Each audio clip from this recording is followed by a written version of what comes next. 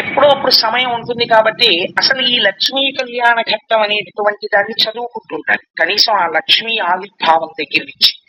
కానీ ఏమండి పద్యాలు మేము చదువుకోలేం కదా, ఇవన్నీ ఎలా కొడుకులు పడతాయి ఇన్ని పద్యాలు అని అనుకున్న వాళ్ళ కోసం నేను ఎప్పుడో ఒక దశాబ్దం 2 దశాబ్దాల క్రితం ఒక మహాపురుషుడు భాగవతంలో ఎలా ఉందో అలా యథాతథమైనటువంటి లక్ష్మీ కళ్యాణ ద్విపద రచన చేశారు ఆయన.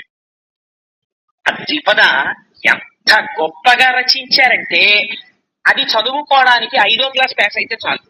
మీరు రోజు ఇంట్లో లక్ష్మీ కళ్యాణం చదువుతుంటే ఇల్లు లక్ష్మీ నివాసమై ఉంటుంది. అటువంటి ద్విపద మీకు ఒక్కసారి మనవి చేస్తాను. ఆయన యొక్క రచన వైశిష్ట్యాన్ని మీరు పరిశీలన చెయ్యండి, ఎంత అందంగా రచించారో దాన్ని వినండి ఒక్కసారి.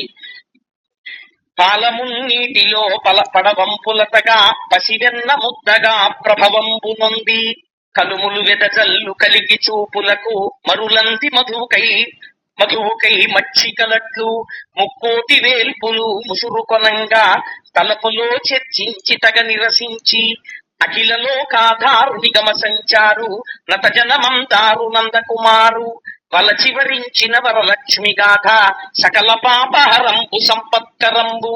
ఇది వివరించక్కర్లేదు కదండి, మీకు అర్థమైపోతోంది.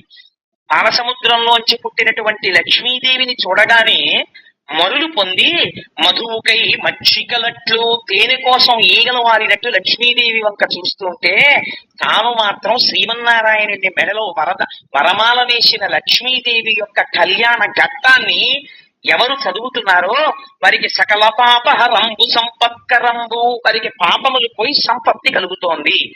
ఘనమంద రాత్రిని కవ్వంబుగాను వాసుకిత్రాడుగా వరలంగ చేసి అమృతంబు గాంఛించి అసురులు సురలు చిలుకంగ క్షీరసాగరము పరమ పావనమైన పారసినాడు మెలుగారు తొలకరి తిప్ప ఉయ్యాలముల లప్పంపుల కుప్ప చిన్నారి పొన్నారి శ్రీ మహాదేవి అష్టతలాబ్జమంత విద్భవించే. మీకు అర్థమవుతోంది అనుకుంటున్నాను. పాల సముద్రాల్లో మందరగిరికి వాసుకిని పెట్టి తిప్పుతుంటే అందులోంచి అష్టదళ పట్నంలోంచి లక్ష్మీదేవి ఆవిర్భవించింది.